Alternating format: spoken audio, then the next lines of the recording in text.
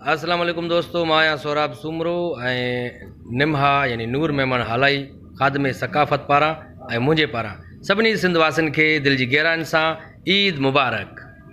अस्सलाम वालेकुम, मां आहियां आरिफा मीर।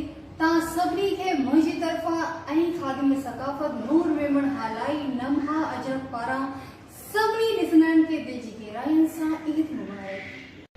अस्सलाम वालेकुम दोस्तों, मां आहियां मज़र सेठार निमा यानी नूर मेमन हालाई ख़ादमे सकाफ़त तरफ़ां ऐं मुंहिंजे तरफ़ां तव्हांखे ईद जूं लख लख मुबारक। अस्सलाम वालेकुम, मां आहियां मैसर बिलाल ऐं मुंहिंजे तरफ़ां ऐं ख़ादमे सिंध सकाफ़त अदा नूर मेमन हालाई जी तरफ़ां तव्हां सभिनी खे दिलि जी गहराइनि सां ईद मुबारक।